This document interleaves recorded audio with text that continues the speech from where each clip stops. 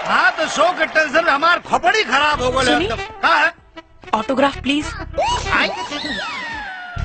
एकरा के दिल लगी कहीं कि बदतमीजी? मोहब्बत कहीं। कागज और हथेली पर तो हर कोई ऑटोग्राफ लेला, लेकिन न तबाही है। मगर दिल पे लेला के कुछ खास बात बा। अच्छा माई जौना दिन हैसियत के लायक हो जाए, अपने के दिल पे दस्तखत करे खुदे आ जाए। और रहल बात दिल के, तो संभार के रखी, कहे कि गर्मी बहुत बा, पिघल के बह न जाए।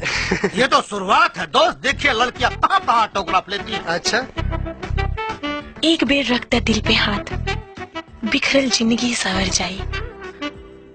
बस हो जा हमरा साथे, कितनन के चेहरा उतर जाई। ना इतना में तो हम ना कर पाए ना ओकरा के। अरे तू तो बहुत बढ़िया नाचे लो। हाँ वही तो, हम बहुत अच्छे नाचे और बहुत अच्छा गावी नहीं थी। अपने के माई सेल्फ मिस्टर लोटन। मैं रुद्रा का मैनेजर कम पार्टनर कम सेक्रेटरी ज्यादा हूँ। All thing is complete, understand? चलो नाम बताओ, नाम बताओ। बसंती। वो कहा ना कि पहाड़ीपुर की कचरी भेजने बड़ी, कहत रानी कि रुद्रे के यहाँ चल जाओ, रहे खाए और सूते सबके इंतजाम हो जाए। देखा रहे खाए तक तो ठीक बा, बाकी सूते के समस्या के निदान हमरा से ना हो। एक्सक्यूज मी, सुतने का प्रॉब्लम हो तो करा खातिर लोटने जहाज शुरू हो गई।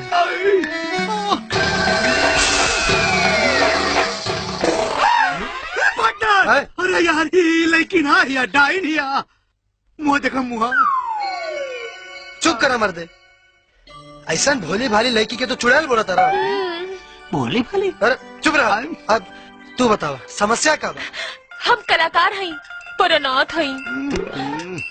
हमरा के अपना शरण में रख ली। ठीक बा, बाकी ठीक से रहे के पड़ी।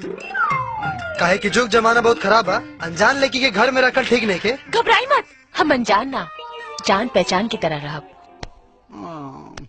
चलिए चलिए चलिए चलो। का मत भरम भैल हवा एकदम। अरे यार जकरा के ले जात हवा समझ ला कि एकदम। शट पार्टनर, सुना सामान लिया के रखा गाड़ी में। चलो सामान लेके आवो। सामान लेके आवा नौकर है हम। रुका बतावत है तो के।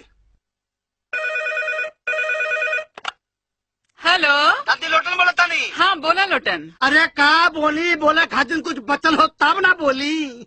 तोरे पोता साथ में चुड़ाई लेके आवत हवाए। कौनो बात ना आवेदा, झाड़ू तैयार रख ले बानी, कुल बताई झाड़ देबो कर। एकदम तैयार हम, मोटका झाड़ू लेके तैयार हम लेके आवत हई। ए पार्टनर, अरे मत भर मार।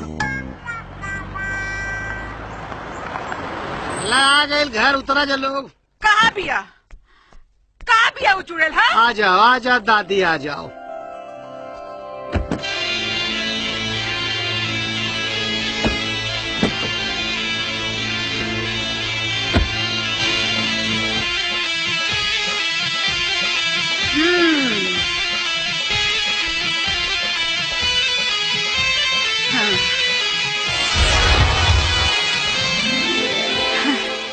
अरे दादी, मतलब फूल झाड़ू लेके स्वागत में पहले से खड़ी बाड़ू। अच्छा झाड़ू तोरा के फूल झाड़ू लौकता, यही चुड़ैल बिया रुद्र जकरा के ले आइल बा। प्रणाम माँ जी। चुड़ैल? कौन चुड़ैल? कहा दादी, देवी जैसे लड़की के तू चुड़ैल कराल बाड़ू। देखा ऊपर से नीचे तक कैसे पपीता ढलक रहल बा। तो तू हमरा से फोन पे काहे चुड़ैल कर रहे? हम कब चुड़ैल कहनी है? तोरे सुने में गलती भइल हो, तोहर कान खराब भइल हो। हमें कान में ना तोरे दिमाग में खराबी आ गइल बा। दिमाग उल्टा पुल्टा से पूछा है सर, कान साफ करो दादी अपन तू बता दई। अच्छा हमारी कान खराब हो गइल बा। रुका ठीक है बताओ अभी तोरा के। अरे बताओ अभी तोरा के लगला हमार कान खराब करा। रहे दादी, इतना काफी है इनका खातिर। अच्छा देखा बेचारी अनाथ बाड़ी, और तू ही नु कहलू क्या सहायक के हमेशा सहायक बने के चाहिए। पर बेटा गांव समाज कल से कुछ कहे लागी तब? अरे जब कही तब देखल जाई, और अगर आज नाचे में साथ ना देने रहती ना तो पता ना क्या होई। सच बेटा, इता एकरा के देख के हमरा के अपनापन लागे लगल। हाँ तब सोचत का बाड़ू जे होई से देखल जाए। चला अब चला, भूख लगल बा बहुत तेज दादी। आवा और चला तोहर कोनो साहब कह दे दादी। चला चला फिर तो पिटाई बजा मर्दवा। जीत के आइल बाड़े के हार के, न जीत के आइल बानी न हार के, मामला बीच में रह गई बा। बिचौलिया का गिनती न मर्द में होला न औरत में। मदन सिंह शेर पाले ले, कुत्ता ना। रुद्रवा के मारे गई ले ना, गोली कम पड़ गई। हिम्मत ओकरा के मारे के बहुत कोशिश करी भैया, लेकिन केहू न केहू बीच में आ जाता है। यही से साला बच गई। दोबारा मारे की कोशिश भी मत करिए। काहे रे बहन? बहनोई के पाँव पुजाई होला, गोली दगाई ना।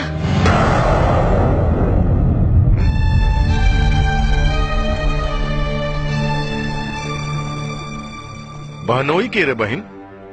रुद्र प्रताप सिंह, जेकर नाम लेके जी रहल बानी और उनकर नाम लेके ही मरब।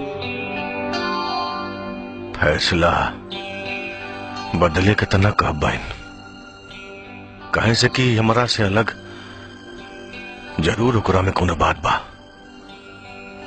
जगरा खातिर हमार दुश्मन हमार बहन के चाहत बन गई। जो दुश्मनी खत्म, तो हर रुद्र प्रताप के कुछ ना हुई। आई लव यू भैया, थैंक यू।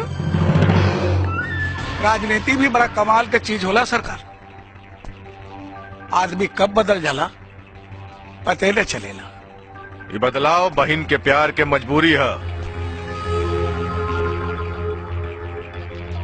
वही प्यार के गले का रस्सी बना के और रुद्रवा के गले में ऐसा चापे कि कब प्राण निकल जाए। आदमी तो आदमी, भगवानों के ना पता चले। कौन है रे?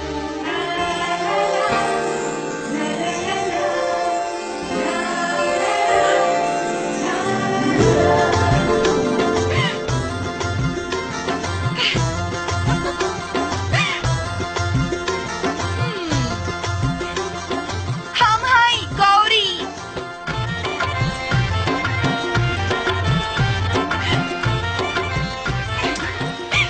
चुम्मा दे दो, नीचे उतार दे। बाप के माला कि जब मन करी तब ले ले बे। बाप के ना आपन, प्यार से दे दो, वरना ऐसा चीज ले कि केहू के बतावे के लायक न रहबा। अच्छा ठीक बा, खोल देता नहीं। अरे खोल। खलता नहीं। जा, पता ना कहाँ से करम में चमुकन बन के सटल दिए। लागता जतरा बहुत बढ़िया बा।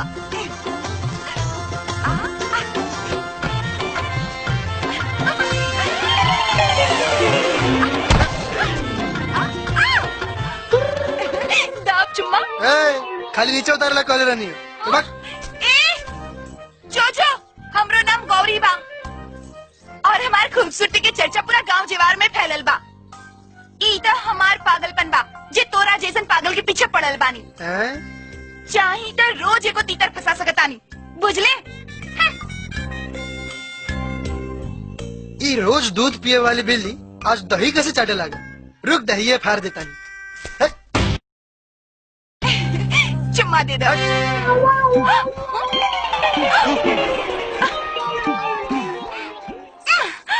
कभी मिलने तो सावन के नशीली रातों में, कभी मिलने तो सावन की। अरे तू तो हुए बाड़ू ना जो दिन शो में वो ऑटोग्राफ। बाकी हमार गाना तो बड़ा बढ़िया गावेलो। ये गाना हमरा के बहुत अच्छा लागेला। एक एक शब्द दिल के छू जाला। जिस ओर भी मैं देखूं बस तेरा नजारा है, किसी और का अब चेहरा ना मुझको गवारा है।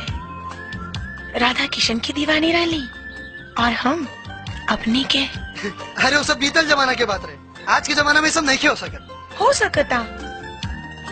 एक बेर गुरु बन के संगीत के ज्ञान दे दी, हमार जीवन जिए के मकसद पूरा हो जाए। वैसे हमार नाम किरण है, हम विधायक मदन सिंह के बहन हैं। अरे कहाँ विधायक जी के रोब और कहाँ हम? एक बेर हमार नजर से देख लें, पता चल जाई अपनी के ओहदा और रूप का बा। इतना सम्मान दे के हमरा के तो अपन कायल बना ले लू। तो ठीक बा, ध्यान से संगीत के ज्ञान देवे के जिम्मेदारी हमार। चल तानी।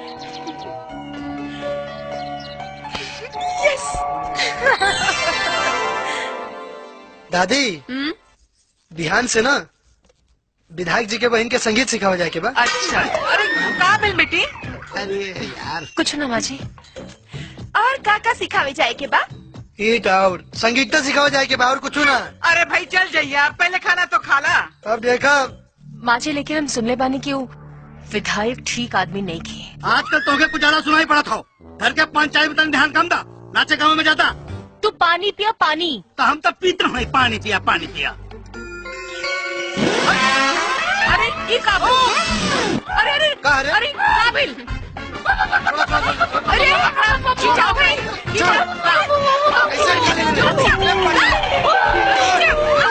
जोर लगा के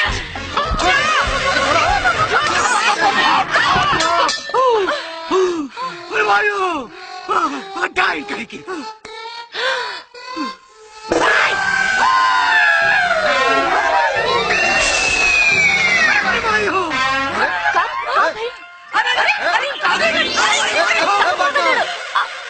ये लोटन के का भाई?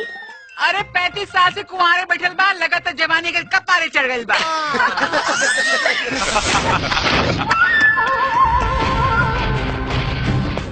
आओ देखा लोगन बाजा मास्टर के बड़ा जल्दी औकात और ओदा के पता चल गई। माफी मांगे आए लोग में। रवा गलत फहमी में बनी। हम एजा माफी मांगे ना, बल्कि राउर बहन के रिक्वेस्ट कैला पर उनका के संगीत सिखावे आयल बा। संगीत ठीक बा, जब बहन की इच्छा बता, लेकिन ओके सिखा के इतना पक्का कर दा, इतना पक्का कर दा कि जब वो मोजरा करी है तो रुपया के बारिश होके लागो झरझर। मुजरा के मतलब जाने ले। जनती तो थोड़े बोलती सरकार। नेता के मुनीम हवे, मंदिर के घंटा से ज्यादा बाजी के कोठा के तबला याद रहेला। जवान बहुत लमहर हो गई बा तुर। हाथ और लातों से ज्यादा तेज चलेला। अरे रुद्र जी, आप अंदर आई ना, कब से क्लास रेडी करके रख ले बानी, आई ना। विधायक के नाम बहिने रोशन करिए। सारे गा मा पा धा नी सा।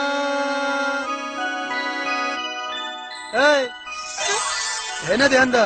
हाँ सुनो, देखो संगीत की शुरुआत एजे से होला, स से। सुनो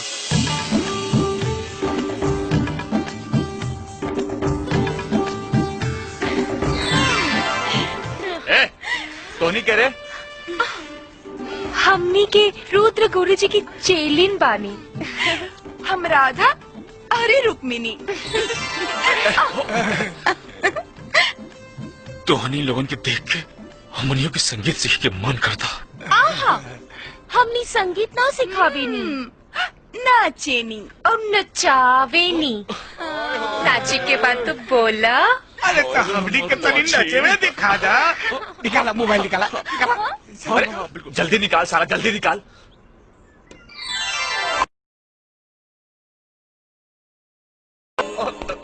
का हो रहल बा? कैसे आवाज आवत रहे? भैया हमने सब नाच सीखत रहना जा। नाच क्या करा से? हाँ गुरुजी के चैनल से। हाँ? हमार चली। अरे और का चौकस जवानी रहला और दहकस मलकों का। साला नौटंकी नाच हमारा दिमाग खराब करके रख दे बा। हाँ तो ठीक बा, बंद करा था प्रैक्टिस, खत्म कर दा बहन के करियर। हाँ ना, प्रैक्टिस बंद ना हुई। एकदम सही। बिहान फिर आए संगीत सिखावे, यही टाइम पर रियाज चालू रखिए। जी रुद्र जी।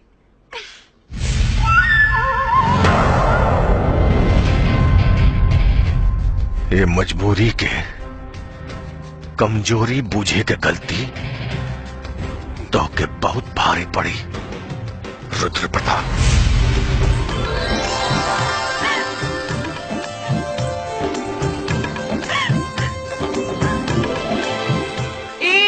राजा जी बाजा बाजी की ना बाजी। बड़ा चेलिन बन के घुमाता रू। बताओ क्या हो चेलिन? कौन ड्रामा रहा? चेलिन रामदेव बाबा लौकर रहले है का? बात मत बनाओ। चेलिन बन के हमारा काम में डिस्टर्ब कर लेना तो माँ कसम चोटी पकड़ के उखाड़ ले। हम सब जाने तानी केकरा चलते तो हर हाथ हमारी चोटी तक पहुँचल बा। केकरा चलते रे? विधायक की बहन के चलते। अच्छा तो हमारा जेब बुझाई से करे, हमारे रास्ता में रोड़ा बनाने की कोशिश मत कर। रोड़ा ना पत्थर बने पत्थर, और कबो तोरा क्यों चुड़ैल के लगे जाए ना दे। अरे क्या बात कर? आए अब तो हार का प्रॉब्लम है। हमार प्रॉब्लम ना, प्रॉब्लम तू पैदा कर रहल बड़ा। बाई वन गेट वन वाला जो नौटंकी कर रहल बड़ा, कुल काम गड़बड़ा जाई। खाली झुंझुना हिलाई तनी कामों पे ध्यान दो। अब दीदी दीदी दीदी दीदी सुना ना। हाँ?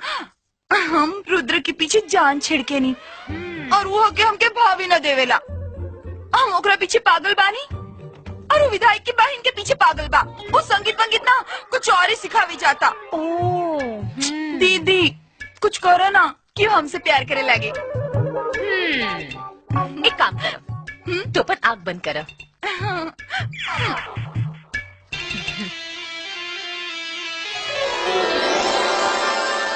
ई लो लड्डू। लड्डू? एक काम करो, तू ना ये लड्डू जाके रुद्र के खिला दो और फिर देखियो कैसे हो तो हर पीछे पीछे भागे चली। सच्ची मुच्ची ला। ठीक बा, हम अभी क्या बता।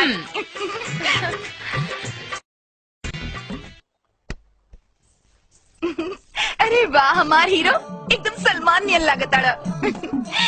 खाली गड़िए धोइबा कि और कुछ? चल जाओ यहाँ से, दिमाग खराब मत कर, काम करे दे। हाँ हाँ बहुत काम करे ताड़ा विधायक की बहन के साथ। हो गई या और कुछ कहे के बाद? कहे के तो बहुत कुछ बा। इला पहले ही लड्डू खा ले। कैसा लड्डू है? पूछा कि लड्डू हो। अच्छा एगो काम कर, लड्डू से पे धो दे, जाके एक बाल्टी पानी लेके आओ। जो प्यार से कहो बस तो जान ही दे दे। पानी का चीज है। वाह अरे बने चरी।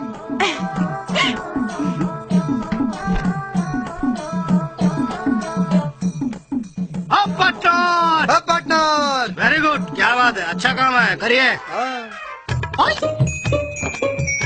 लड्डू लड्डू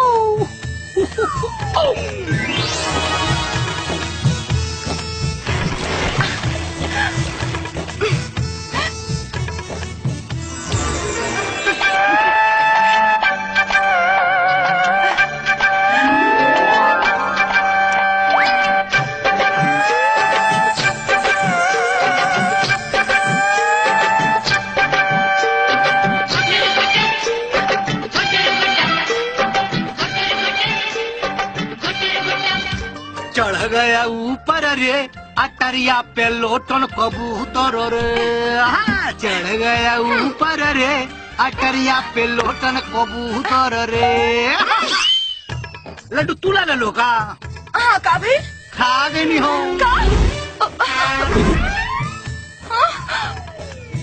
बड़ा मीठा रहे। ये ले लो, आवा ना हमारी प्यारी ले लो।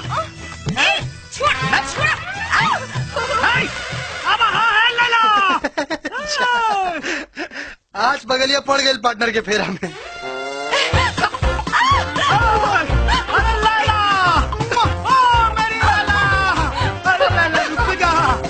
रुक जा मेरी लैला, लैला लैला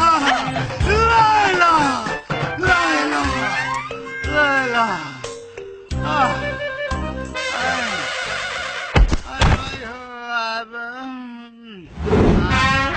लैला आई एम कमिंग। दीदी बसंती दीदी आराम से आराम से आराम से। बसंती दीदी देखना हम बड़ा मुसीबत में फंस गए बानी। कैसे मुसीबत आ गई? वो लड्डू ये लोटन में खा गए हमार पीछे लागल बा। लैला लैला कहता। दीदी कुछ करना ना तो।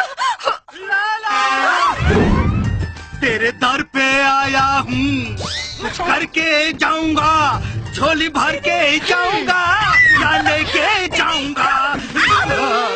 मेरी लैला, मेरी लैला, मेरी लैला। बहन जी का एक गिलास पानी देंगी? बहन जी। ओ नमस्ते। आज जी छोड़िए पानी वानी, क्या चाहिए, मैं चला जाता हूँ। ये इतना जल्दी कैसे बदल गई? छोड़ गए मैं तो लूट लिया मिल गया। पार्टनर प्रणाम। है हाँ ओके। एकरा का हो गई? पता ना का हो गल बा। बसंती अब भूख लागल बा बड़ी जोर से, चला खाना देता जाए के बा। कहाँ? ओ विधायक जी के बहन के संगीत सिखावे के टाइम हो गल बा। आओ।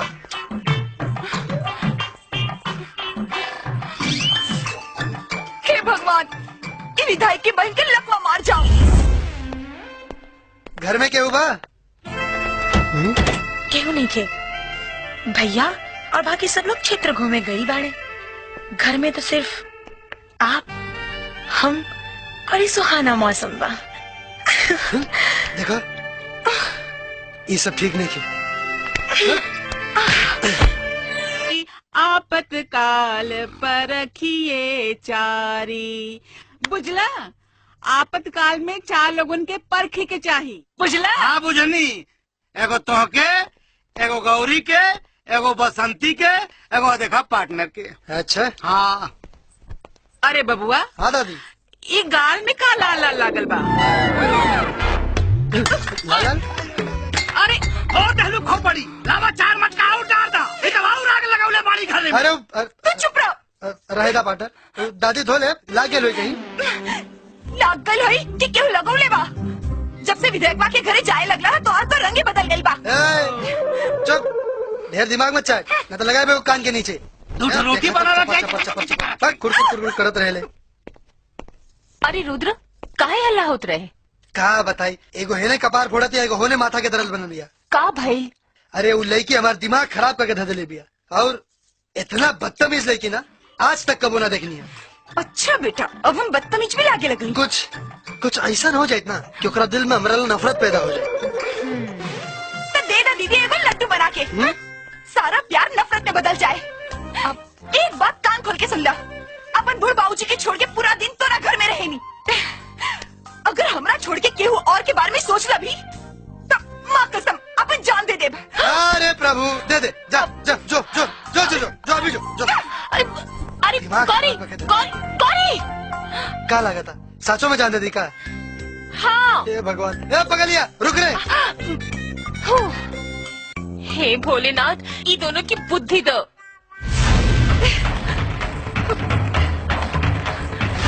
गौरी सुन,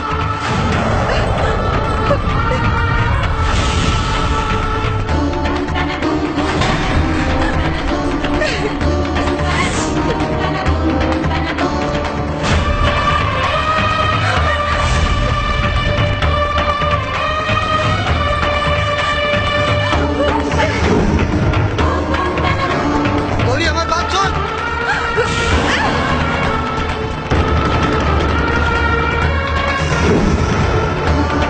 गौरी गौरी, अरे हमसे मजाक करत रहनी है, अरे हम तोरे से प्यार करनी।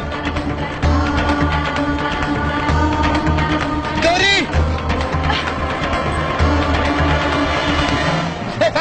गौरी, साचो तू ऐसा तो नीचे। अरे हम तो मजाक करत रहनी हो। तमाम मजाक करत रहनी है। अगर तू हमरा से प्यार ना करेला तो काहे हमरा पीछे दौड़ के आइला हो? अगर तू मर जाई तो तोरा बाबूजी के तकलीफ में देख के हमरा के तकलीफ हुई। अगर हम मर जाती तो तोरा के तकलीफ ना हुई ना। तो ठीक बा।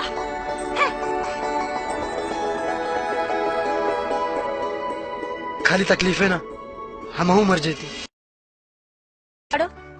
बड़ा अजीब चक्कर में फंस गए बानी। यार गौरी और ओहर किरण समझ में नहीं ख्या उसकी का करी। वाह, यानी एक तरफ मलाई एक तरफ मक्खन, समस्या तो बड़ा मजेदार बा। हम 2 गो चक्की के बीच में पिसाता नहीं और तोरा मजाक सुझता। अच्छा अच्छा बोलो। अरे हम तो जाइला किरण के संगीत सिखावे, बाकी ओकर दिलचस्पी संगीत में ना हमरा में बा। परेशान हो गल बानी किरण से। इला धागा, ई धागा तो ले जाके किरण की कमर में बांध दो और फिर देखियो जितना तोरे से प्यार करे लेना उतना ही तोरे से नफरत करे लगे। जादूगर नहीं बारू का, अब तो ओझाई सुखाई भी शुरू कर दिलू है। लो अब इनका की का बताई कि हम के हई। ऐसे ना तोहरा के आम खाए से मतलब बाकी गुटली गिने से बोला। आम खाए से? लेकिन एक बात बताओ, तो किरण के कमर में ई धागा बांधबा कैसे? हाँ, ओकर टेंशन तू मतलब, हमारे को बहुत पुरान फॉर्मूला है, जमुना के इस्तेमाल करते ही ऊ तका ओकर पूरा खानदान थिर की। हाँ। बाप बेटा, वाह शिवानी, तोहर बेटा तो बड़ा तेज बा। जिया रुद्र। विधायक जी, विधायक जी, अरे हम तो लुट गए नहीं, हम तो बर्बाद हो गए नहीं। अरे का भइल रे? हमारे पति हमरा के नैहर नहीं खिलाए के थे। पति? हाँ। के? अब साहब नमस्ते। रउआ क्षेत्र का आदमी बानी, ये हमार मेहरारू हिया। नहीं हमार बिटिया भइल हो, हम जाता नहीं कोयलरी में कमाए। ये हमसे कहती है कि हमके नैहरे भेज दो। अब नैहर वालन पे हमारा भरोसा नहीं है, बड़ा खतरनाक आदमी हमें सन। हमार माई बाबू स्वर्ग से धार गए हमें। हमरे गांव का लुहंडा लइका साले खतरनाक घर में घुस के कुछ ऊंच नीच को दहलन साहब, तो हम तक तो मुँह दिखावे लायक ना रहो। आए ए साहब, अब आबे कुछ कर सके नहीं। मैं हम का कर सकता नहीं। अब तो सब कुछ रहुए करे साहब का मतलब कि हमारा मेहरारू को अपने घर में रख ली साहब। अरे बड़ी काम काजी मेहरारू बिया साहब, ये समझ ल कि वो पोछा कूड़ा करकट खाना पीना सब बनाई और बेबी जी का मसाजो कर दी। और विधायक जी, हम इधर न रहे, हमरा नैहर जाए के बा। मारा दे झापड़ नैहरे देने। चल हाँ ठीक बा ठीक बा। ए जी सुनी ना, हम ना तू सुना। हम कोई लरिया जाई बरे लला मुनिया के माई हमको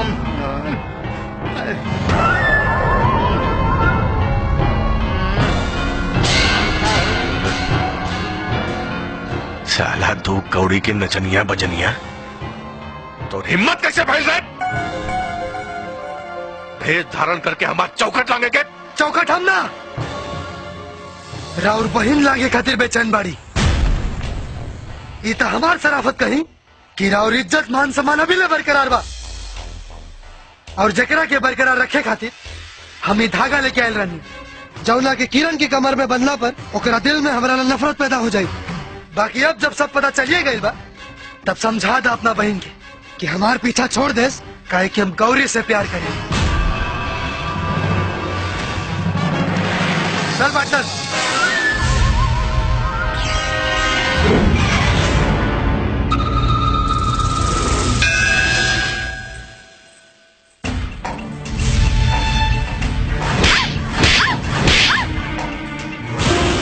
पूछ काहे मरनी है? काहे चांद के सपना देखल और ओकरा के हासिल करे में बड़ा फर्क होला, और उहे फर्क के समझावे के तरीका है ई थप्पड़। रुद्र के अपन समझे के कोशिश भी मत करी है।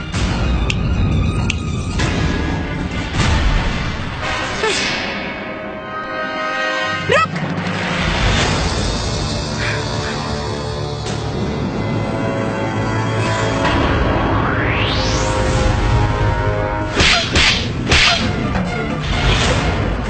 जाना ताड़ी हम काहे मरनी है?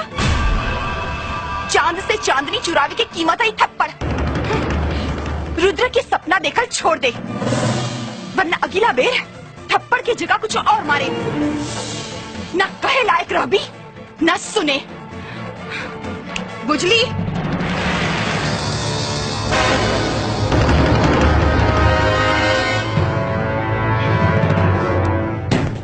भैया भैया, का बोल रहे? अब तक हम ई भरम में रहनी है कि हम ई दुनिया की सबसे दुल्हनी लड़की बानी, लेकिन एको दू कौड़ी की लड़की के थप्पड़ हमारे हर सोच के चकनाचूर कर देले। नाम बता दो कर, नाम बता दो कर। इस थप्पड़ के जवाब ओकरा पूरा खानदान के सजल अर्थी हुई। गौरी जे हमारे प्यार पर अपन हक जमा के बैठल बिया। यही से कहत रानी है, प्यार ऊंच नीच देख के कही जाला। का करी भैया, प्यार हो गइल तो हो गइल। प्यार अंधा होला और अगर ई प्यार ना मिलल तो हम मर जाए। देख, हम फिर से कहता नहीं, जिद छोड़ दे। ना भैया, गौरी के लाश से गुजर के रुद्र के हाथ से मंगलसूत्र पहने के सपना देख ले बानी। ठीक बा, अगर तोर यह जिद है तो तोर सपना पूरा करे खातिर तोर भाई गौरी के भाग्य के दिशा बदल दे।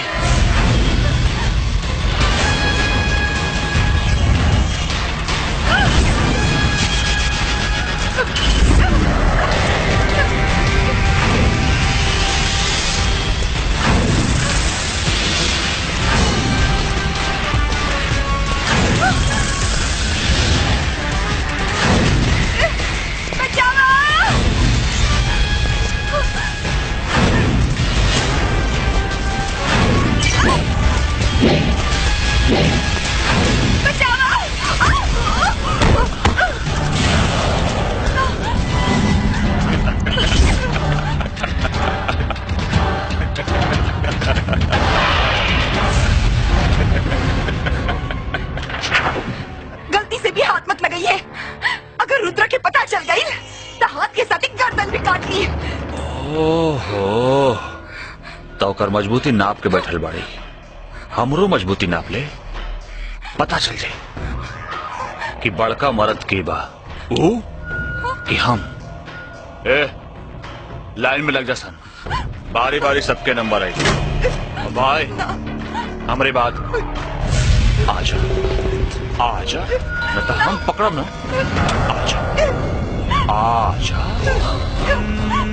आजा आजा। छोड़ छोड़ हमरा के, बचाओ। छोड़ दो हमरा के, बचाओ। छोड़ दो, बचाओ।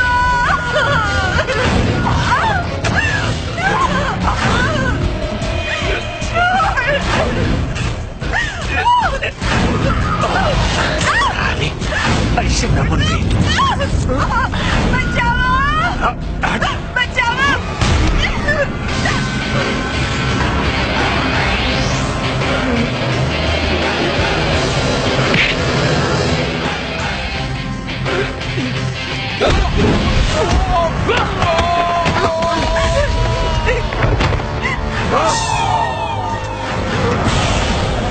भारत की असली पहचान जंग के मैदान में होला। लड़की पर जोर अजमेला से ना, इनका के तो बचा ले, बाकी अब तोहनी राक्षस लोग के बचाई। जगत का बड़ा सा मर से साला के।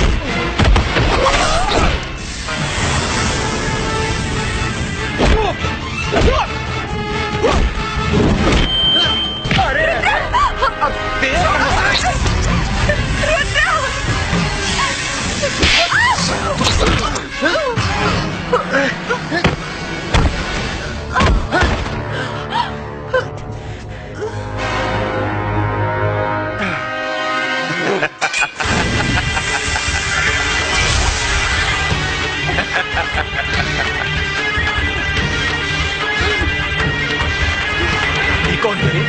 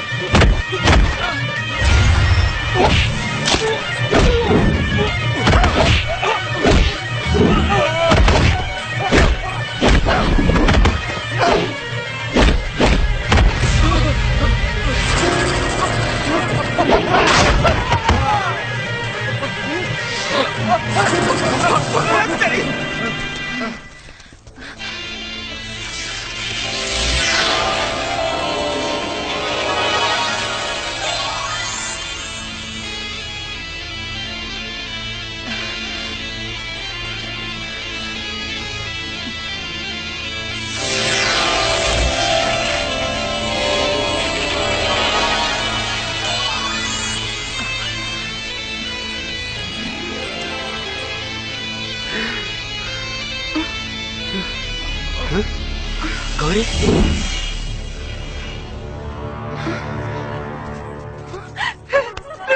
गौरी तू ठीक से बाड़ू ना? मगर ये चमत्कार भइल कैसे? कुछ समझ में नहीं क्या होता। बाकी बड़ा अपनापन वाला एहसास रही, जैसे माई के अचरा में होला या देवी देवतन के आशीर्वाद में। हे भगवान, हमने पर ऐसे ही आपन कृपा बरसावत रही है।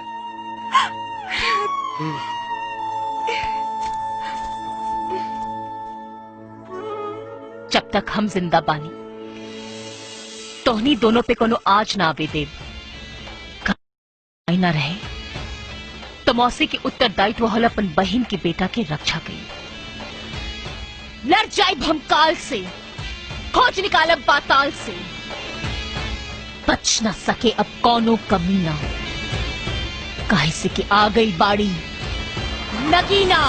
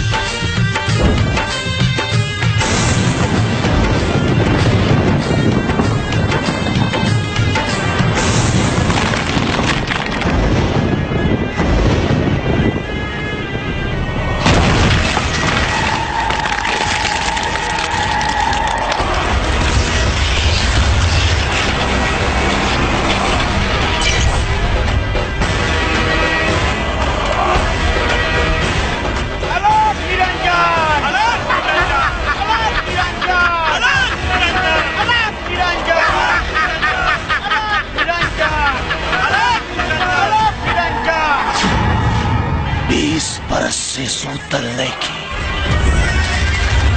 इंतजार में तो ठान चुकल बानी ये नगीना। नहीं तो होगी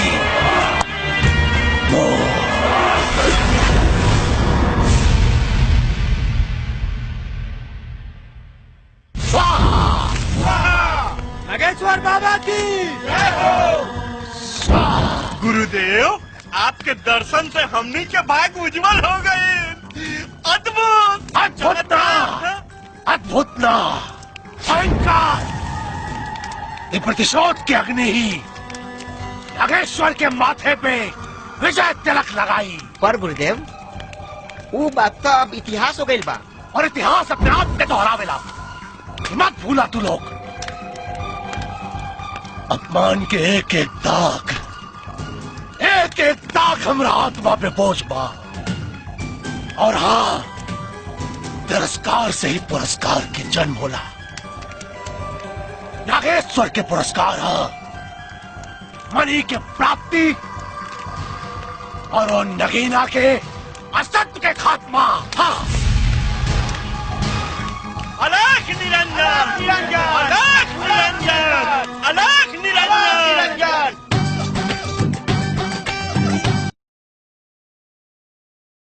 इलाज विधायक मदन सिंह।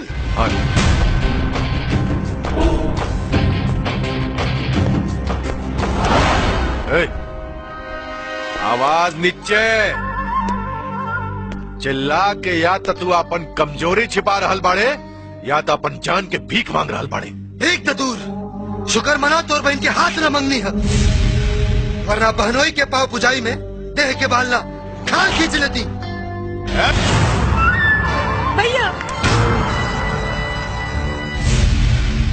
अपन वादा मत भूली, हमरा प्यार के सम्मान करी, वरना बहन जियत जी मर जाई। भाई के पगड़ी के इतना मत उछाल कि भाई के रक्षा बंधन से नफरत हो जाए। बंद कर अपना ही भाई बहन के ड्रामा।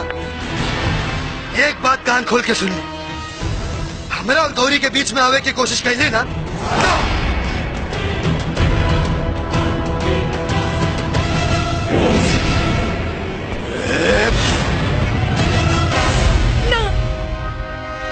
हमरा के गोली मार दी भैया, लेकिन इनका के छोड़ दी। मंगलसूत्र के मोहब्बत रक्षा बंधन के स्नेह से जीत गई।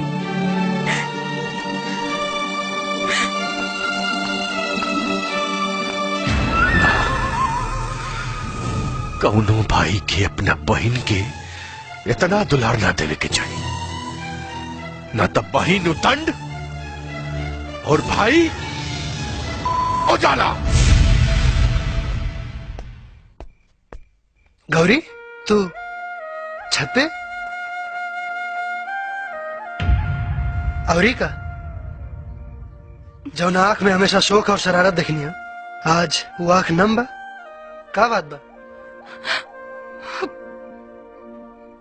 जिंदगी में पहला बेर हमरा के डर लागल बा। डर? कैसन डर? तोरा खोए के ऐसन लागता जैसे कि वो तोरा के हमरा से छीने की कोशिश करता। और अगर ऐसन हो गई ना रुद्र, तो हम ऐसन कबो ना हुई। हमार माई बाबूजी तो दुनिया में ना बाड़े। अगर हमरा दादी के बात केहू बा तो तू बाड़ू, और लाख हम तोरा कबो कुछ कह देविनी। बाकी सच तई बा कि हम सिर्फ और सिर्फ तोहरे से प्यार करेंगे। जैसे चांद से चांदनी के कबो अलग नहीं कल जा सकत, वैसे ही रुद्र से गौरी कबो अलग ना हो सकेली।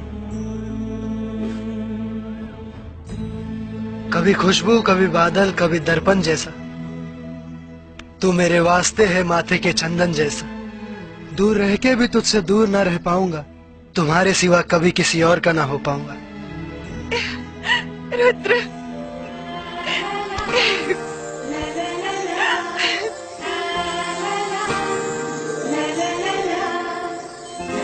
रुद्र,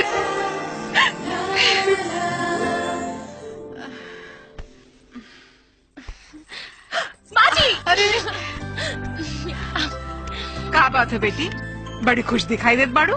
हाँ माँ जी, आज हम खुश ना, बहुत खुश बानी।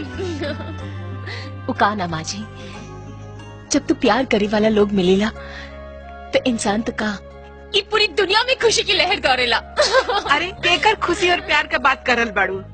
अरे माँ जी, आपन रुद्र और गौरी के सोची ना माँ जी, जब आपन रुद्र दूल्हा और गौरी दुल्हन बनी तो दोनों की जोड़ी कितना सुंदर लगी।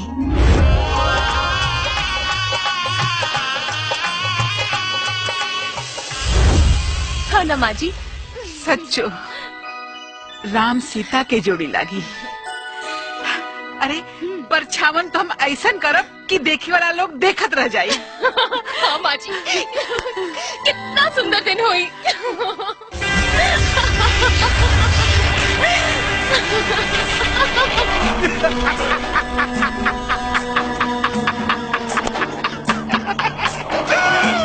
गुरुदेव की शक्ति अपरंपार। कोई है वही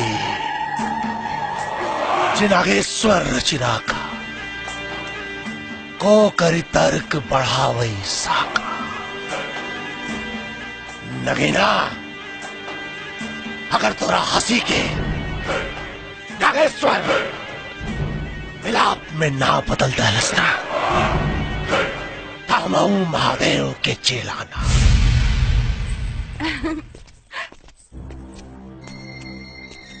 चाल ढाल ऐसा नहीं लागत कि जवानी में बुढ़ापा के असर होके लागल बा।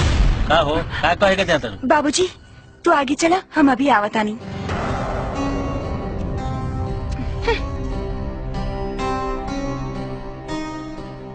एकदम सही कहा दाड़ू। जब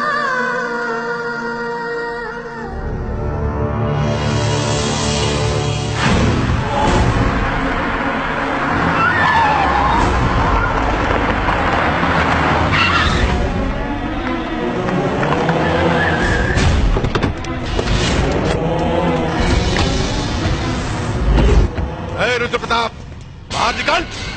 अरे विधायक जी, चुनाव में तो वही बहुत टाइम बाद रहुआ लोग वही वोट मारे आ गए नहीं। चुप चला बता। अरे वोट तो भिखमंगा लोग मांगेला। हमने तो बजनिया के ओकर बोटी बोटी काट के बाजार में बेचे के। ओके, मतलब कसाई का नया धंधा शुरू कर ले बड़ा लोगन। वेरी गुड, वेरी गुड, बहुत अच्छा।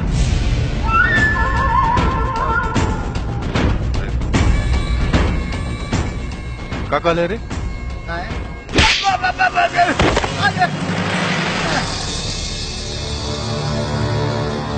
तू यहाँ का आयलू? यहाँ मर्दाना का काम है, जनाना का ना। तोहरा के करे था आगे जाके भिड़े के? तनी हम भी तो देखी ई विधायक बाकी नलायक।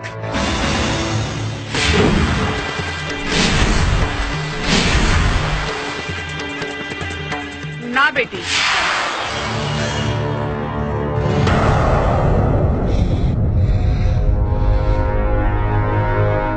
बेटी अपन एरिया के विधायक जी हुए। का बात है विधायक जी, काहे इतना गुस्साल बानी? ये बात अपना पोता से पूछती तक ठीक रही। हमार बहिन तोहरे पोता के अपन जूता बनावे के सपना देख ले बिया। वह जूता लेवे आइल बनी। तो एक काम करा, रख ले चप्पल अपन सर पे, फुकट में दे दे हम अपन पोता के। तोहार बहिन के दहेज में काम आई और चुनाव की चिंता में जोड़ लिया। बुढ़िया,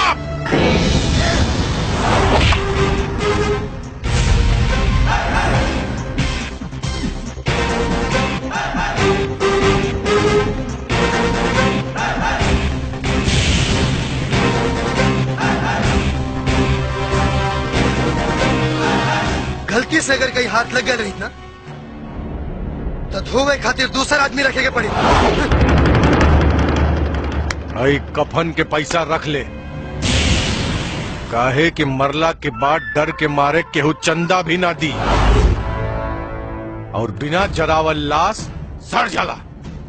बोल देला से अगर आदमी मर जाए तो मदन सिंह के लोग माला जपे। पर अफसोस, अफसोस तोरा नाम पर आदमी तक कुत्ता भी पेशाब न करी।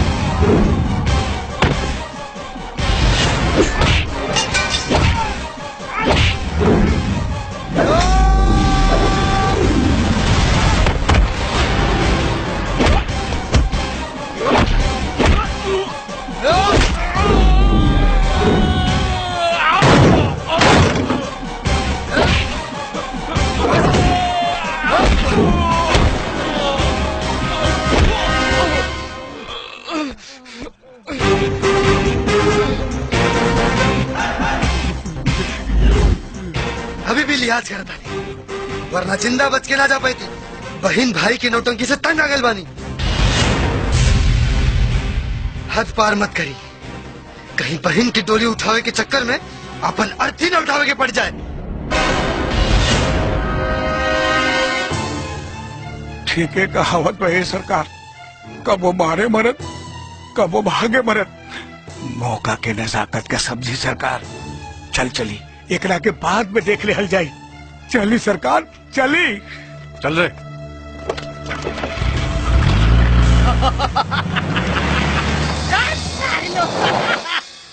का करी मुनीम जी, बहुत मजबूर बानी। हमारा स्नेह के हमार बहिन मोहरा बना के हमारा पगड़ी के को दो कौड़ी के आदमी के सामने ओकर पैर के धूल बना देलस। जब बल न चले तछल से काम लेवे के चाहिए। मोहब्बत जग में सब चाहे छोड़ा, साम दाम दंड भेद। अरे एगो बाबा धरती फाड़ के निकल बारन सरकार, बार बार करनामा कर रहल बारन। चली उनका से मिल के आ जादू टोना करवा के ओकरा के मरवा दी। साला सपनो मर जाए और लठियों बच जाए।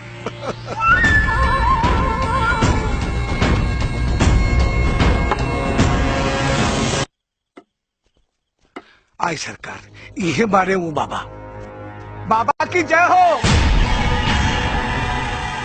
तो पिछला जन्म में कुत्ता रहले। बाबा जी हाँ। दूर हाथ मूरख, तू पिछला जन्म में गधा रहले।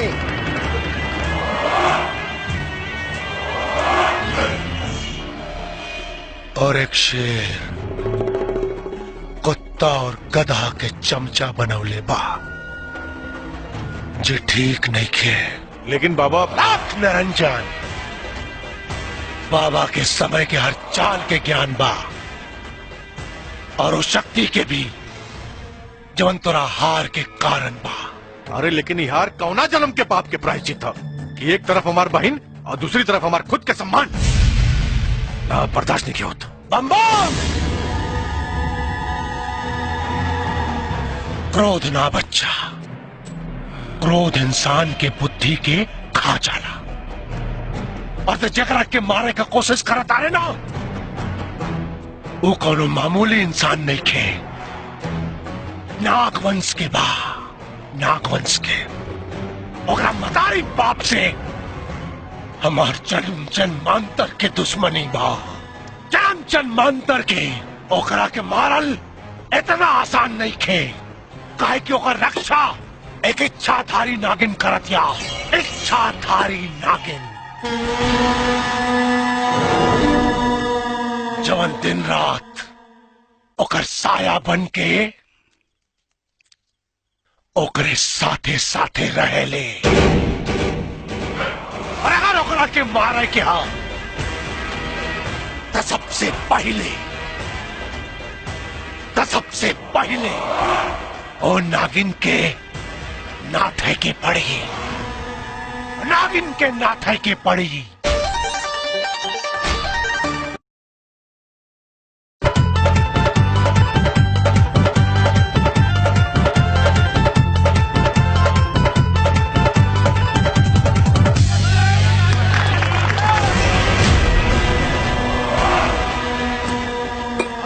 निरंजन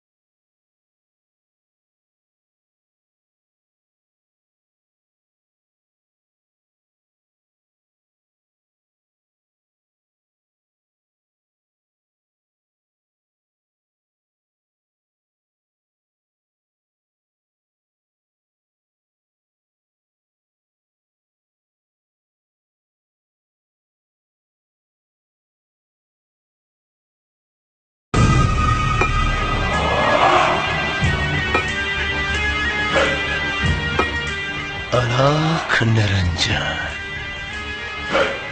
नगीना बहन बेटा खातिर इतना बड़ बलिदान, मगर केहू की सोच विधाता के लेख नहीं के बदल सकत। तो तू अपन भाग्य के लेख पढ़ ले, मनी प्राप्ति कहीं तो मौत के कारण बन जाए। भला के हमार शक्ति का अंदाजा नहीं खे। धरती आकाश पाताल जल अग्नि वायु सब हमार दास बा। नागेश्वर के तपस्या के परिणाम ही साक्षात शिव के विहार बा। फिर से कहता नहीं नागेश्वर, चल जाओ, न तो यही जगह तो समाधि स्थल न बनावे के पड़े।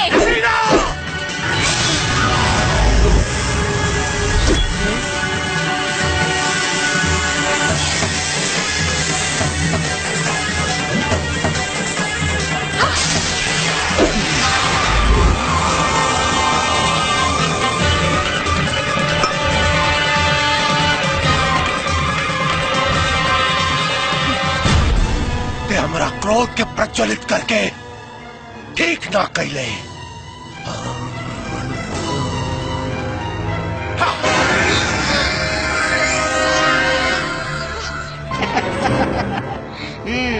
दिखाओ दिखाओ अपन शक्ति, कितना शक्ति है तोरा में।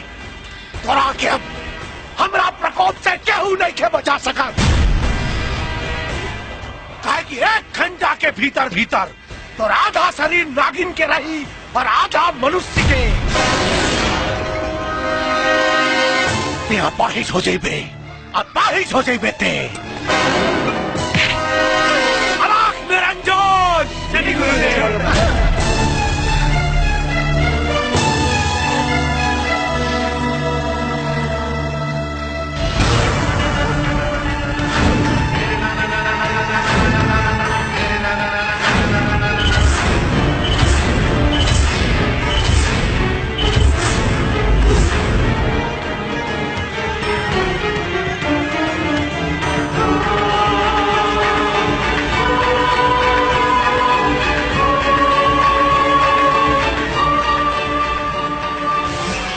जा रहा बानी, लेकिन अगला बेर तोरा के ले जाए से हमरा के केहू ना रोक पाई।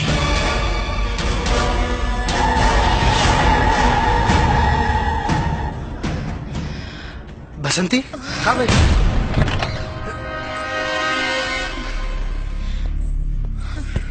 बसंती समारी।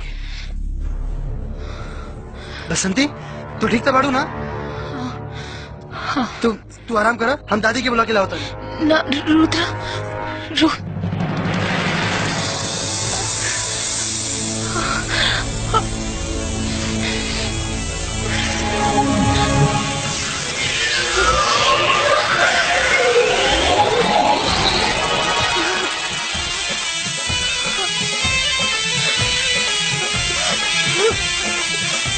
जल्दी आओ दादी, देखो बसंती।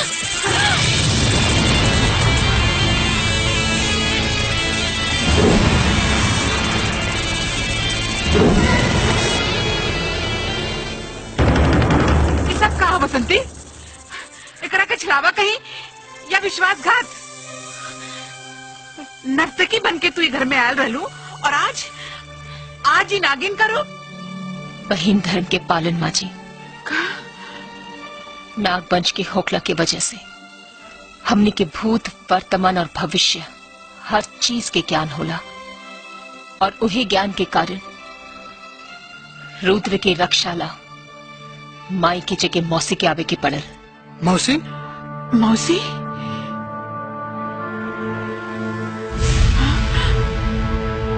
हाँ रुद्र, मौसी। हम तो हर माई शिवानी की छोट बहन नगीना बानी।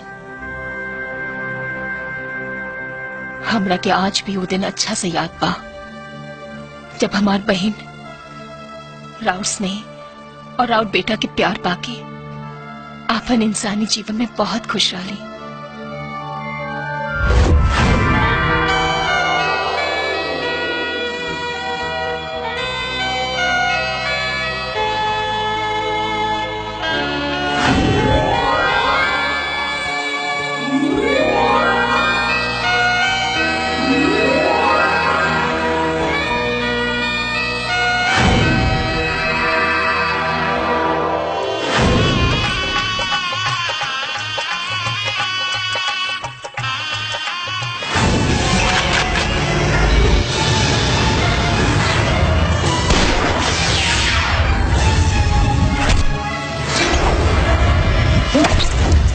अम्मा जी। सदा सुहागिन रहा। खुश रह बेटा। पिछला जन्म में हम जरूर सोना चांदी दान कैले हो खब, तबे तोरे जैसे सुशील और संस्कारी बहू पौले बानी। पाप तो हमू नहीं के कैले अम्मा जी, यही से देवता जैसन ससुर और देवी जैसन सास पौले बानी।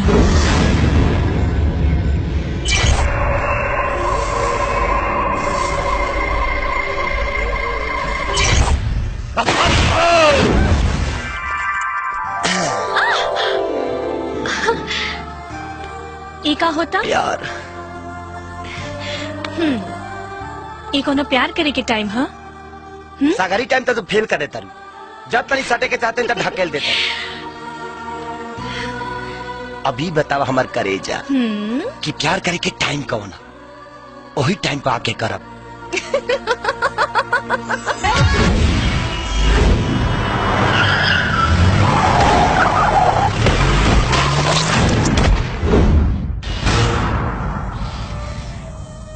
बाकी विधाता के कुछ और ही मंजूर रहे, लेकिन अब रुद्र के एक ना दूगो दुश्मन के सामना करे के बा। एक ओ विधायक और दूसरा नागेश्वर। नागेश्वर? हाँ नागेश्वर, जौन हमार बहन के छुपावल मनी के पीछे पड़ल बा। लेकिन माँ जी रवा चिंता मत करी, हमरा रहते रुद्र के केहू बाल भी बाका न कर सकेला। बस एक बार हमरा के ठीक हो जाए थी। बाकी बेटी तू ठीक कैसे होकबू? दादी वैसे ही जैसे बेटा ला माई जुतिया करेली कि बेटा निरोगी रहे, वैसे ही आज एगो बेटा अपना माई समान मौसीला छठ माई के व्रत करी, काहे कि माई और मौसी में कोनो अंतर ना होला।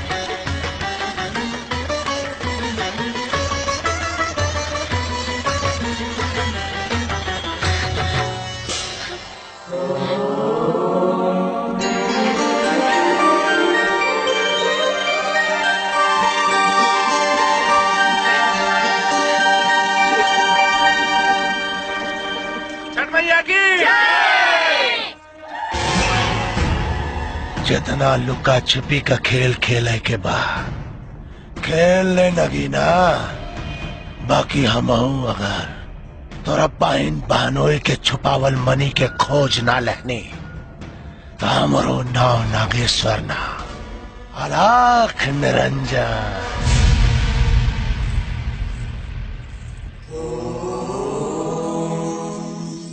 नमः शिवाय। बैठा रुद्र। नमः शिवाय। रुद्र, आज हम तोरा के एगो ऐसन शक्ति प्रदान करे खातिर एजा लाई बानी जौना नाग वंश में भी बहुत कम नाग के नसीब होला, और जेकरा के हासिल करे खातिर ये दुनिया भर में ना जाने कितना साधु संत ऋषि मुनि के जीवन नष्ट हो जाला। जाना तारा उ कहा नागमणि। नागमणि? हाँ, जब शत्रु प्रबल हो तो इंसान के हर तरह की शक्ति की जरूरत पड़ेला, और तोहरा के भी नागेश्वर जैसन दुष्ट पापी के मारे खातिर इन नागमणि की शक्ति की जरूरत पड़ी। रुद्र, अब आंख बंद करके भगवान भोलेनाथ के ध्यान करो।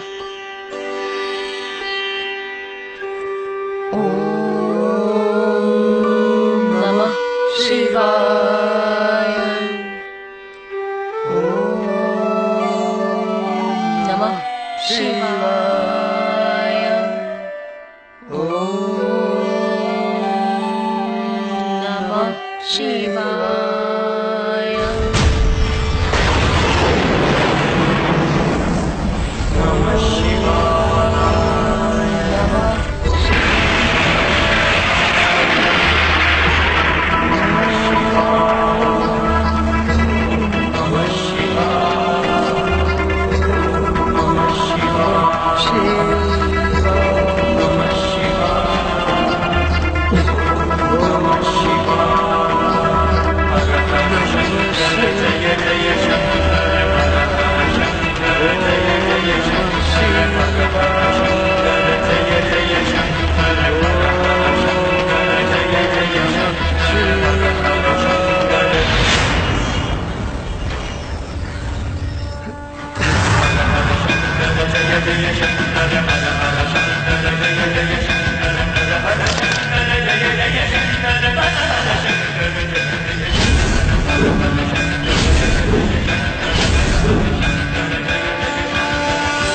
रुद्र, भोलेनाथ की कृपा से अब मनी की असीम शक्ति तोहरा के प्राप्त हो गई बा और हमरा के पूरा विश्वास बा कि तू कबो एकर गलत इस्तेमाल न कर पा।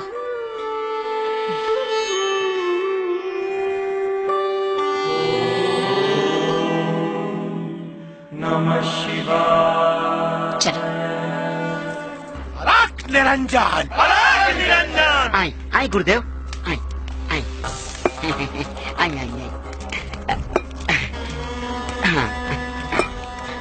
नादान नगीना, ते भूल रहल बाड़े कि पूरे ब्रह्मांड में नागेश्वर के केहू न मार सकेला। और रहल बात तो मनी के, तो मनी के तो हम प्राप्त करके ही रहा। बाकी गुरुदेव, उ नगीना के कमजोर ना समझी, बहुत ताकतवर बाड़ी।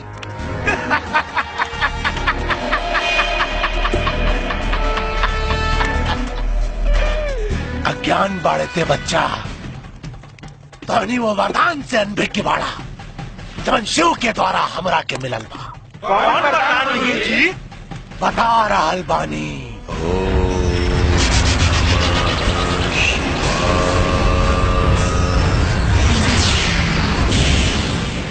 ओम नमः शिवाय।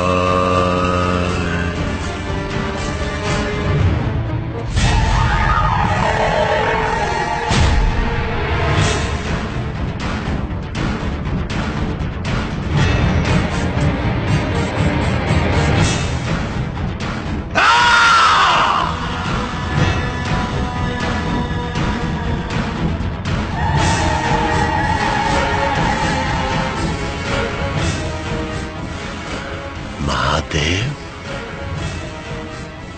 महादेव, देवों के देव महादेव, दर्शन प्रभु दर्शन, दर्शन।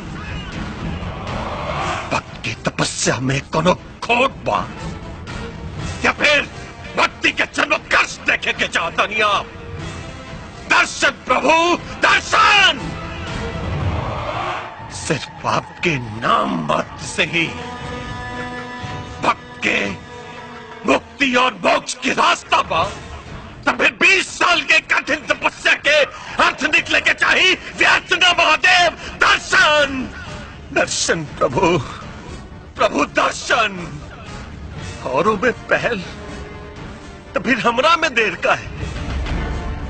दर्शन दी प्रभु, प्रभु दर्शन दी, दर्शन दी, वरना भक्त की उत्कंठा ऊ करती कि भक्ति के आरंभ और समापन ये नागेश्वर से ही शुरू होके और नागेश्वर पे खत्म हो जाए।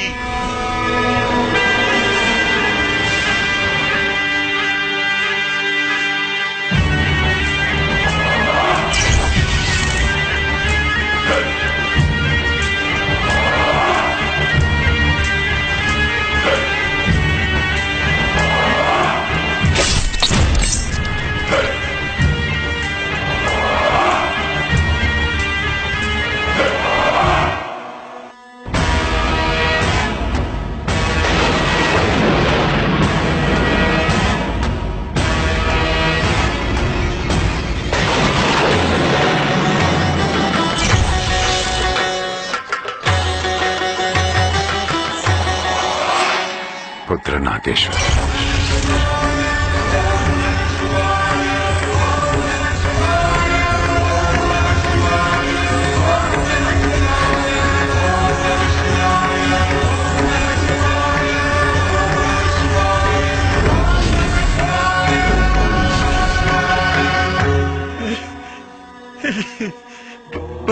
प्रभु महादेव महादेव देवों के देव महादेव प्रभु प्रभु हमार प्रणाम स्वीकार करी प्रभु। पुत्र तारा तपस्या से हम प्रसन्न बानी। बोला का वरदान चाहिए?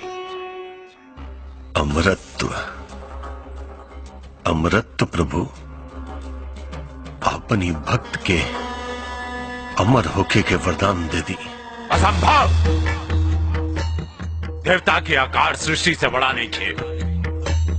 अमर होके का वरदान देवता के भी निश्चित नहीं थे, तो तारा के कैसे मिली? यह असंभव बात है। पुत्र कौन और वरदान मांगे के होके तो मांग ला, एकरा पहले की वरदान अभिशाप का रूप धारण कर ले। क्षमा प्रभु, क्षमा क्षमा। तो फिर हमरा ये वरदान दी कि हम दोबारा धरती पर जाएं, और अगर धरती पे हमारा रक्त गिरे तो रक्त के एक एक बूंद से एक एक नागेश्वर पैदा हो जाए प्रभु। तथास्तु। लेकिन एक बात याद रहे, यदि वरदान का दुरुपयोग भइल तो ये वरदान तोरे विनाश का कारण भी बन सकेला। चूंकि तहार मृत्यु हो चुकल बाटे, तहारी शरीर रूपांतरित ना हो सकेला, और दोबारा धरती पर गईला के बाद वरदान की शक्ति तो यह रही, बाकी तहार शरीर बदल जाए। महादेव और शिव के वरदान से भला के जीत सकेला? स्वयं काल भी नहीं खन जीत सकत गुरुदेव। काल के भी गुरुदेव के आगे सर झुकावे के पड़ी। गुरुदेव तो फिर जीत के संघनाद करी, विजय पताका दिख रहा बा। बस एक पेड़ मनी हमरा हाथ में आ जाए। ए हो वाला बेली तोहरे खोइचवई में भेली, तनी मंगनिया दे दना, तनी मंगनिया दे दना, हमके जाना जनी पूरनिया, तनी मंगनिया दे दना। आई हाय देखो, है चोंगा पहन के पोंगा पंडित रास्ता पे खड़ा होके मुंह तारा, शर्म नहीं लगा? मूर्ख, ते जहाँ जाता रे वही जा जो। अच्छा हमार क्रोध के मत बढ़ाओ। अच्छा तुहार क्रोध का बढ़ाई तो तू का उखाड़ लेबो? अरे बच्चा, बाबा के शक्ति के नहीं जानत में। हाँ, हम अपन शक्ति से अपन उम्र और लंबाई दोनों के 40 साल से दबा के रख ले बानी। ए बाबा वो तो दिखाई पड़त हो, एक तो चोरी ऊपर से सीना चोरी। क्रोध, घोर क्रोध। तू बार बार हमरा के अपमान करता रे, अब देख हमार क्रोध के। अरे भाई तुहरे ढेर क्रोध आवत हो बाबा, तो जाके एक बार फिर से मुतला ठंडा हो जाई। मूर्ख, तुझे चीज के बार बार अपमान करता रे। अच्छा अब हम तहार उहे चीज के गायब करो। तू कर दो। चकालू बकालू गुरुदेव लगा अपन अपन शक्ति।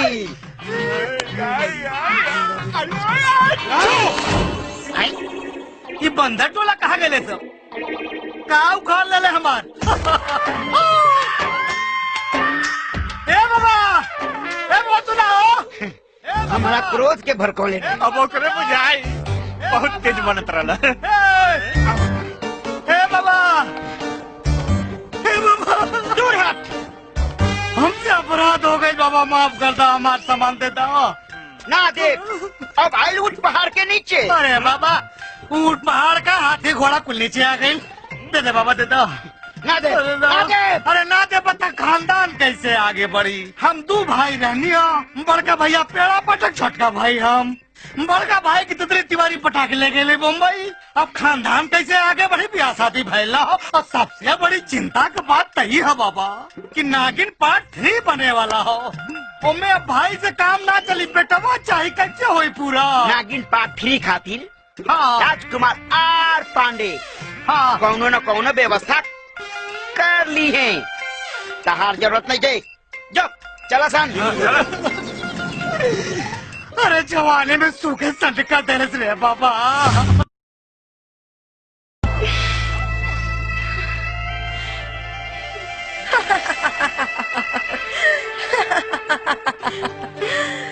ये हसीन सपना देखल छोड़ द किरण। काहे से कि जब ये टूटेला ना तो बहुत तकलीफ होला ना। हम प्यार में हार नहीं खी सकत। ये सब तोहर मन के वहम और छलावा बा। दिलासा के भरोसे जीवन नहीं के गुजारल जा सकत। और वैसे भी एक तरफा मोहब्बत के कोनो वजूद ना होला। हम प्यार कइले बानी और करत रहब, वरना उ प्यार के बिना भी हमार कोनो वजूद नहीं खे।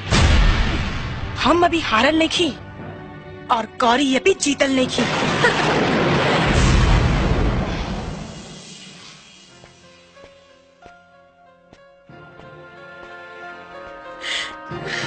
अरे आप आई ना, बैठी। बोला किरण, काहे के बोललू हमरा के? ई जाने खातिर कि हमरा में का कमी बा। खूबसूरत बानी, पढ़े लिखल बानी, धन दौलत शौहरत सब कुछ बा हमरा लगे। तोरा करियर के 4 चांद लगा सकता नहीं।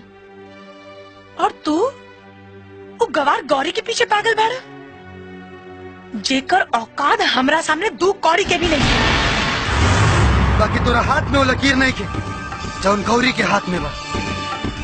सरहद के लकीर बदलल जा सकेला किरण, हाथ के ना। और हम के हमार किनारा पता बा। जब समुद्र में लहर उठेला तो किनारा के परवाह ना करेला। और तोरा ला उहे लहर हमरा दिल के भीतर उठ रहल बा, जो तोरा बिना रुके वाला नहीं खे। रुद्र, तोरा के अपनावेला हम औरत के आखिरी मर्यादा भी पार करेला तैयार बानी। जे चाहे से करला, बस हमके अपना ले रुद्र, ना तो हम मर जाए। हमके अपना ले रुद्र। आज तक हमके तो से हमदर्दी रहे, बाकी अब घृणा होता। फिर से कहा था भूल जा हमके किरण। बहुत कोशिश करी नहीं भूले के, लेकिन दिल के हाथे मजबूर बानी। जितना भुलाई ले तो हर याद चट्टान बन के हमारे सामने खड़ा हो जाला। हमरा के अपना ले रुद्र, हमरा के अपना ले, हमके अपना ले रुद्र। ठीक बा, अब जब तू जिद पे आ गई बाड़ू तब फैसला भी तू ही करा। एक बेर हमरा जगह पर खड़ा रह के सोचा किरण, क्या तू तन से केहू और के और मन से केहू और के हो सकेलू? क्या तू जिस्म केहू और के और दिल केहू और के दे सकेलू? बोला किरण, जवाब दा। ना, फैसला समझ में आ गई।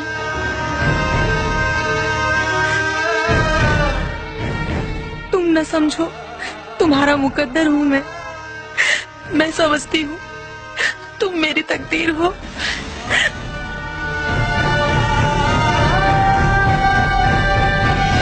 किरण, बस यही तमन्ना थी, तेरा ही बनना था। चाहे आका दरिया हो, पर डूब निकलना था। सांसों में समा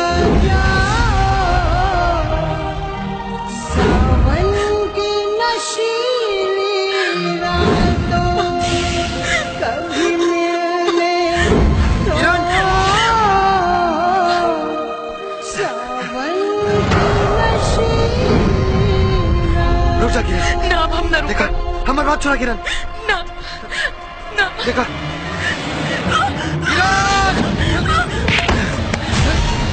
किरण, हमारी बात सुना किरण। देखा तू बहुत बढ़िया लड़की बाड़ू और जिंदगी बहुत लंबा बा। एकरा के खत्म करके तोरा के कुछ हासिल ना हुए। हमारी बात माना, तोरा के हमसे भी बहुत बढ़िया लड़का मिली जे तोरा के जी जान से प्यार करी। लौटावा किरण, लौटावा। ना रुद्र, हम तोरा बिना नहीं खींची सकत। और तू गौरी के बिना हाँ कह द, बस एक आखिरी एहसान कर द। आई लव यू बोल दे। ना, प्यार बहुत पवित्र होला और हम झूठ बोल के एकरा के कलंकित ना करब। ठीक बा, फिर तोरा बिना भी हमारे जीवन के कोनो मकसद नहीं है। ना किरण ना, ना किरण, देखा हमारी बात मान। किरण ना, किरण I love you, Rudra. I love you।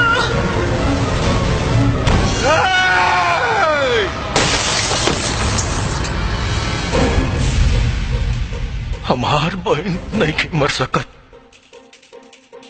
मालूम बा? इतना छोट रहे, इतना छोट से रहे जब अम्मा बाबूजी होके हमारा हाथ में छोड़ के चल गए ले। अरे अपना औलाद नियर पाल पोस के बढ़ गई नहीं होके, अपना औलाद नियर। एक हाथी के जौना दिनों दुल्हन बनी ना, तो अपना कांधा पे होकर डोली उठाई बम, अपना कांधा पे होकर डोली उठाई बम, लेकिन देखा ना आज वो करती के भी कांधा ना दे पौनी हम। अरे 2 बार हमारा जिंदगी पर अपना बहन के एक इच्छा ना पूरा कर पौनी हम। ऐसे में दुख रो के नहीं के विधायक जी, दुख रो के नहीं खे। किरण से भी होकर भयंकर मौत होके के चाहिए। ऐसा मौत मिले के चाहिए कुत्ता के कि देखे वाला के रूह भी कांप उठे भैया। लकीर दसन ओकरे भाग्य में दुर्भाग्य के लकीर, ऐसा लकीर की मदन सिंह के नाम रावण से भी ऊंचा हो जा।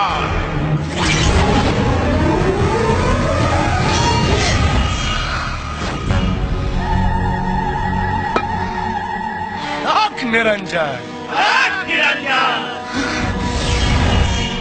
आंख निरंजन, हट जाओ हमरा सामने से। क्रोध में नागिन के सौंदर्य और बढ़ जाला। गुरुदेव, ई नागिन तो कुछ ज्यादा ही क्रोध में लग रहा बाड़ी। अरे गुरुदेव के शरण में आत्मसमर्पण कर दे, काल के संकट से ते बच जाइबे। खोज ले। पाखंडी के पाखंड अभिमान बन के सर पे घूम रहा बा, जे आज नागिन के वार से खत्म हो जाए।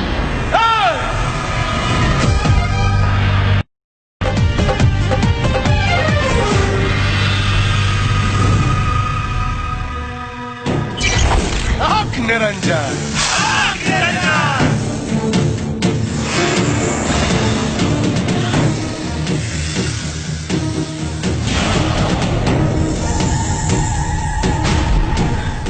छल और बल से नागेश्वर देवता के भी वश में कर सकेला। देता नागिन बाड़ी रे नागिन, क्यों नहीं के बचा सकत तोरा के नागेश्वर के चंगुल से। चल चला सुन। ए ढोंगी, तू एक रह के यहाँ से नहीं खेले जा सका। बुढ़िया, ये कहूँ का बहू बेटी नहीं खे, इच्छाधारी नागिन बिया, इच्छाधारी नागिन। और इच्छाधारी नागिन का जगह या तो जंगल में होला या फिर सपेरा के पिटारा में। छोड़ दे हमारे पसंद की दीदी के, ना तो रुद्र तो हर जान दे। इधर रुद्रा का प्रेमिका लागत दिया। नागिन के साथे साथे बुढ़िया और लड़की के भी ले चला सन। इन्हान के बलि कहाई और रुद्रा से मणि उगलवाई।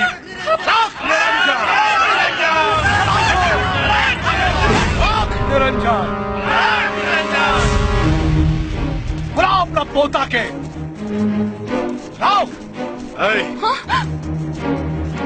आज तोहनी के वजह से हमार बहन मरल बिया, न तोर बेटा पोता पैदा के ले रही, न हमार बहन ओकरा से प्यार के ले रही। अब तोहनी के गर्दन काट के अपना बहन के फोटो पर तिलक चढ़ाई। रुक जा विधायक, रुक जा।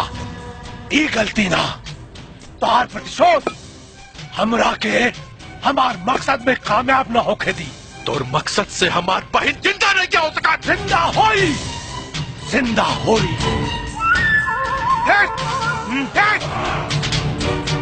कैद में नागिन के ई बुढ़िया के पोता के पास मणि हा और वो मणि मिलते ही तो बहन के हम जिंदा कर दे, लेकिन अखनी के मरला के बाद ना, अखनी के जिंदा रहते ही हमरा के मणि मिली। बंद कर अपनी ढकोसला। देख लेली तोर पराक्रम। मूर्ख ढकोसला, तोरा के हमार शक्ति ढकोसला लागता।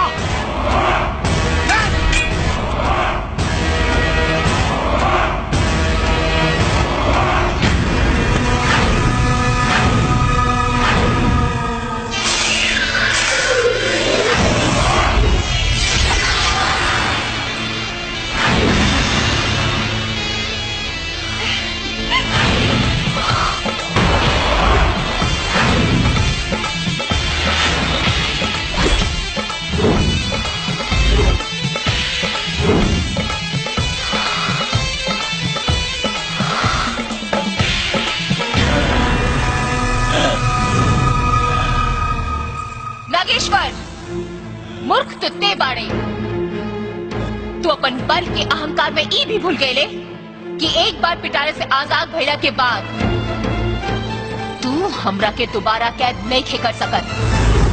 पर वध तक कैल जा सकेला ना, वध करब तो हम।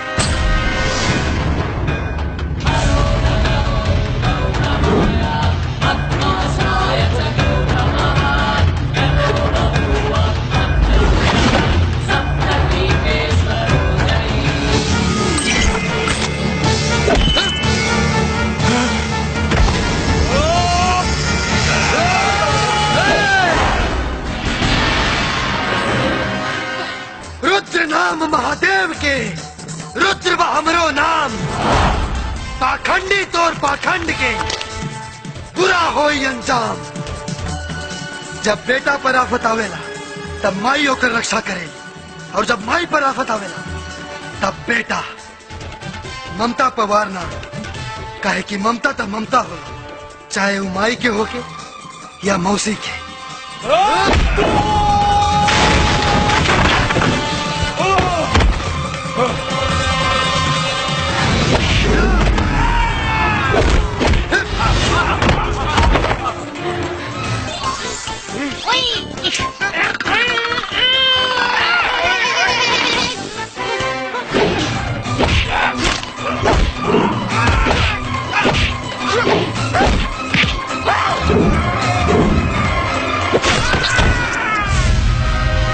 ए बाबा समनवा दे दो। ना दे।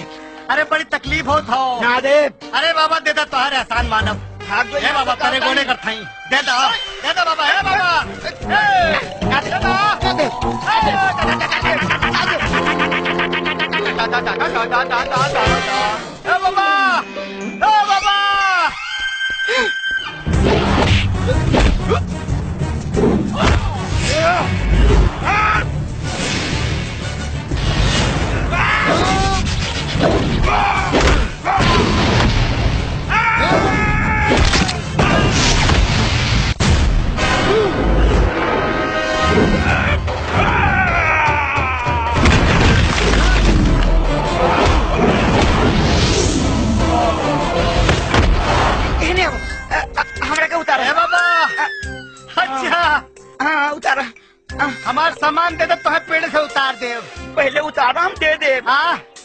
पहले सामान दो हमरा के उतारा हम दे दे। अरे हमरा के उतारा बचवा। दे दे सामान। अरे हमरा के उतारा जल्दी।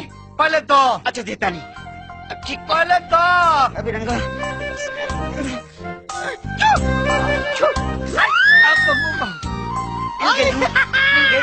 उतार बाबा तनी हम चेक करके आवा तनी कि हमारा खाक दूसरे का। हाँ हाँ 1 मिनट आवा तनी। अरे धोखा।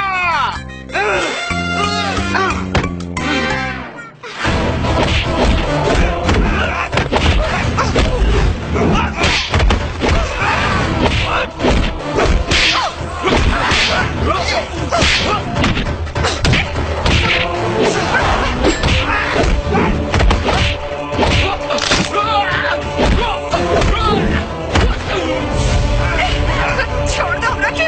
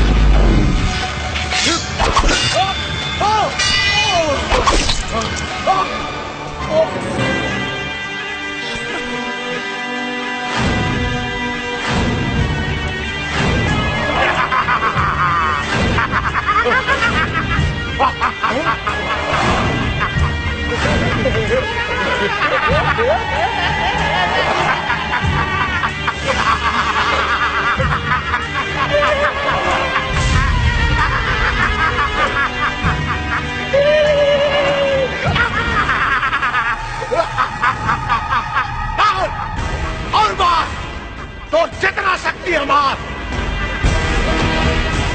लेकिन एक बात याद रख, हमार जितना रक्त धरती पर गिरी उतने नागेश्वर पैदा हुई है। ये वरदान मिलल बा हमरा के घोर तपस्या के बाद, शिव से ही वरदान मिलल बा।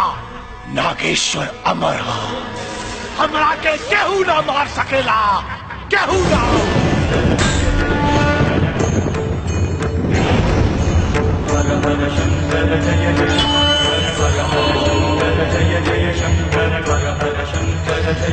काय कहीं ने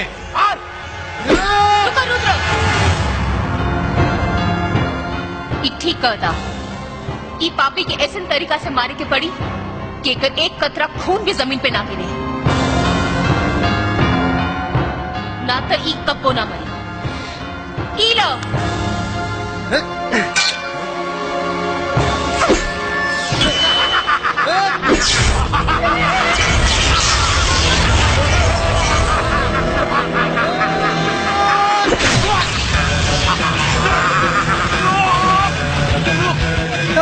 हमारी शक्ति और एक बूंद खून भी धरती पर गिरे ना दे जब तक कि तोर अस्तित्व खत्म ना हो जाए।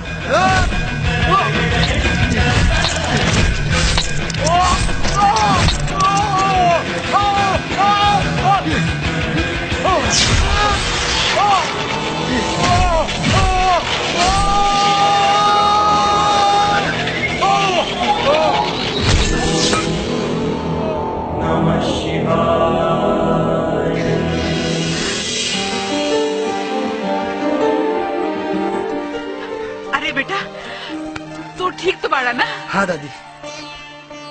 भगवान शिव की कृपा से सारे लोग ठीक बाड़े। चला हमने के घर चल जाए। हाँ। चला बेटी चला। माँ जी, हाँ?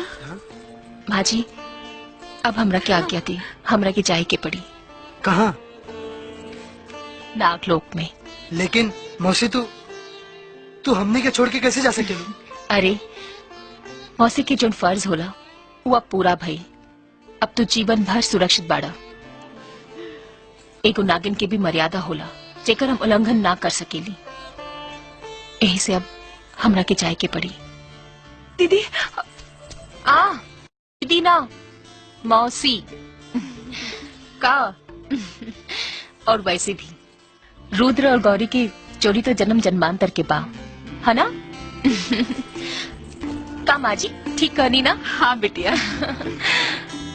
अच्छा माँ जी, अब हमरा क्या आज्ञा दी? खुश रहा। अरे खुश रहा। हाँ? मौसी समधन जी, अब इहो दोनों लोगन के हाथ पीला कहिए देवे के काम। हाँ हाँ हम काल है पंडित जी से बात करब। जी जी। अब पार्टनर मिल गई। का मिल गई? अरे साला देते रहल नटला बड़ी मुश्किल से देहला सा। हाँ क्या बात कर रहे हो? अरे मिल गई। कौन चीज मिल गई लो? कनवा दा। हाँ? कहाँ मिल गई? इन्हें हवा? हाँ। का बात है? वाह पार्टनर। काम के चीज में तोहार कान हमेशा जाम रहला कुछ सुनाना पड़ेला। अनबल चीज तोहारा फटफट सुनाई पड़ेला। मगर सुना ना तोड़ा के बतावे के पड़ी। अरे कैसे? अरे समधन जी, क्या हो? झेल ले वो फूल का गरी।